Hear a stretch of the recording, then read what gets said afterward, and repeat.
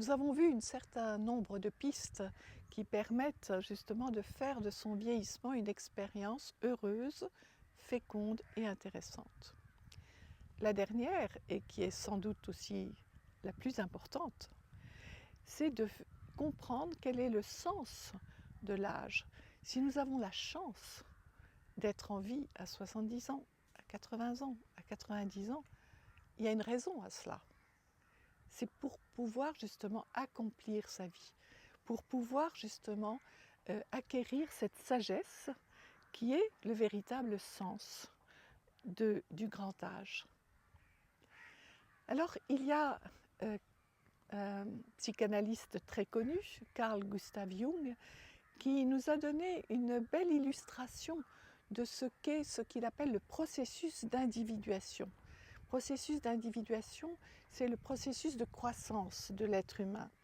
Et Jung utilise le symbole de l'arbre pour nous expliquer que l'être humain, c'est comme un arbre, il a ses racines dans la terre et puis il pousse et ses branches vont vers le ciel. L'être humain, c'est pareil. Nous avons nos racines dans la terre et puis notre vie humaine est au service de notre croissance intérieure. Alors il y a une histoire que Jung rapporte et qui vient des Upanishads, c'est-à-dire un texte sacré de l'Inde, qui est l'histoire des deux oiseaux. Il y a un arbre, et au pied de l'arbre, il y a un oiseau qui picore son grain. Il pique un grain et il regarde à droite, à gauche si on ne va pas le lui voler, si les autres oiseaux ne vont pas lui piquer son grain. Et puis, il regarde vers le haut. Et en haut de l'arbre, il y a un autre oiseau, un deuxième oiseau qui est au sommet de l'arbre, les ailes ouvertes, et qui contemple tranquillement ce qu'il voit. Alors l'oiseau se dit « Oh là là, ce que j'aimerais être comme cet oiseau !» Et puis, les préoccupations de la terrestre le reprennent, et il s'agite, il pique son grain, il regarde si on ne va pas le lui voler. Il regarde vers le haut, « Ah, comme j'aimerais être comme cet oiseau !» Et donc il commence à monter sur une branche, et puis sur une deuxième branche, sur une troisième, et puis un jour, il arrive à 40 cm de l'oiseau du haut, et tout d'un coup, il a une illumination. Il comprend que l'oiseau du haut et lui, c'est un seul et même oiseau. Alors, c'est une histoire qui illustre ce que la spiritualité de l'Inde appelle la non-dualité, l'Advaita, hein, c'est-à-dire, au fond, nous sommes deux, mais en fait, nous sommes fondamentalement un seul être. Le sens de l'âge, le sens de cette deuxième partie de la vie. Alors Jung dit que, justement, dans la première partie de la vie, c'est le moi conscient qui va être sollicité parce qu'il faut construire sa vie ou construire une famille, un métier, une œuvre. Donc on va mettre son ego va être au premier plan et c'est nécessaire. Mais quand on arrive au sommet, je dirais, de la courbe, comme la course du soleil, quand on arrive en haut, eh bien, la deuxième partie de la vie a un autre objectif. Il s'agit progressivement de mettre l'énergie qu'on mettait sur le moi conscient, sur l'ego, il faut mettre cette énergie sur le soi, c'est-à-dire sur l'être profond, l'être essentiel, sur l'oiseau du haut.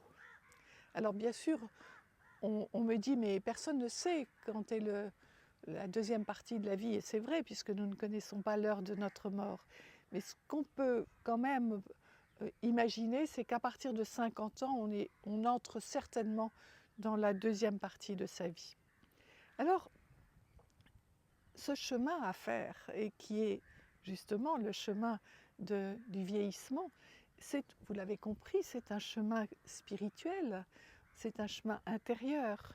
Il s'agit d'aller progressivement à la rencontre de son être profond, de son soi. Alors cette tâche, on pourrait dire, de la deuxième partie de la vie, qui est d'aller progressivement de plus en plus vers son être intérieur, hein, eh bien, il y a plusieurs choses que l'on peut faire. D'abord, essayer de comprendre quel est le fil rouge de sa vie. Nous avons tous un fil rouge. Moi, j'utilise l'expression pour moi-même, j'utilise l'expression de mandat céleste. C'est-à-dire, j'ai le sentiment que je suis sur Terre pour faire quelque chose et que voilà, j'ai une tâche à accomplir. Et que si je regarde ma vie, je vois bien que tout ce que j'ai traversé, toutes les épreuves de ma vie, m'ont permis justement de suivre ce fil rouge. C'est qui donne du sens.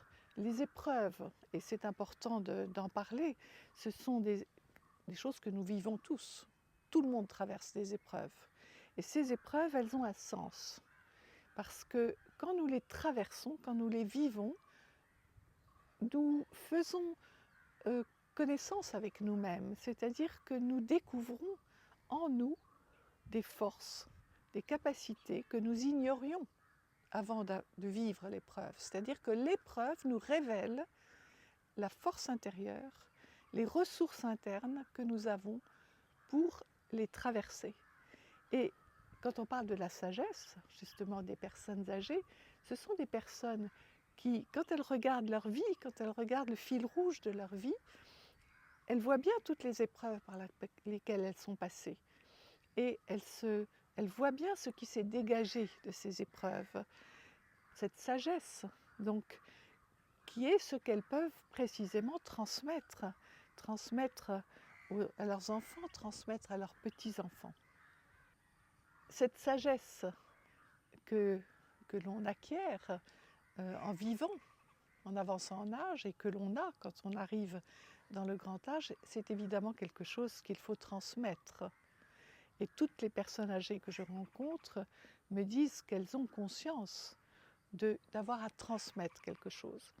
Alors, est-ce que c'est un savoir que on doit transmettre? Je ne le pense pas. Parce que quand on regarde ce que vivent les plus jeunes, les générations qui nous suivent, elles ont leur propre monde, leur propre code. Et ils vivent différemment de nous. C'est l'évolution de la vie. Donc on n'a pas tellement un savoir à transmettre, mais peut-être plus quelque chose qui est de l'ordre de la connaissance. C'est-à-dire le fait, justement, que l'on doit vivre sa vie, avancer, traverser les épreuves, se faire confiance et découvrir peu à peu qui on est, pourquoi on est là, quel est le sens de sa vie. C'est la vraie transmission, c'est celle aussi de l'exemple. Beaucoup de personnes âgées me disent « Je n'ai pas à me mêler de la vie de mes enfants, de mes petits-enfants, qui est une vie évidemment très différente de celle que j'ai eue. Mais je peux donner un exemple. » On transmet l'exemple. Et puis, je vais vous raconter cette histoire d'un vieil homme de 90 ans qui, dans un des groupes de parole que j'ai animé, a partagé avec les autres ce qui venait de lui arriver. La semaine précédente, il a reçu un coup de fil, un coup de téléphone, de son petit-fils de 16 ans, qui l'appelle pour lui dire « Grand-père, je vais me suicider. Ma petite amie, qui est la femme de ma vie, m'a quittée et je ne peux pas continuer à vivre. » Et cet homme nous dit « Je l'ai écouté. Je ne lui ai pas dit « Non, non, non, surtout ne fais pas ça, pense à tes parents, pense à moi. » Non, je l'ai écouté. Je lui ai laissé le temps de déposer son chagrin, de me dire ce qu'il vivait vraiment de très douloureux. Et quand il a terminé, je lui ai simplement dit cela. Je lui ai dit « Écoute, tu es en train de vivre la première grande épreuve de ta vie. Tu vas la traverser. Et en la traversant, tu vas découvrir en toi des choses que tu ignorais. Et ça, je peux te le dire parce qu'à mon âge, 90 ans, tu penses que j'en ai traversé des épreuves. Je peux te dire que quand on avance, en se faisant confiance à la vie, eh bien, on découvre beaucoup de choses sur soi-même. Donc, ce que nous pouvons transmettre à nos enfants et à nos petits-enfants, c'est l'expérience, justement, qui a été la nôtre, l'expérience où d'épreuve en épreuve, nous avons pris conscience de l'importance de la confiance à faire à la vie, à soi-même, hein, aussi à notre chemin. Cette confiance qui est ce qui nous porte vers la mort, qui est notre destin à tous. Cette confiance aussi dans ce qui est au-delà de la mort et qui reste pour beaucoup un mystère.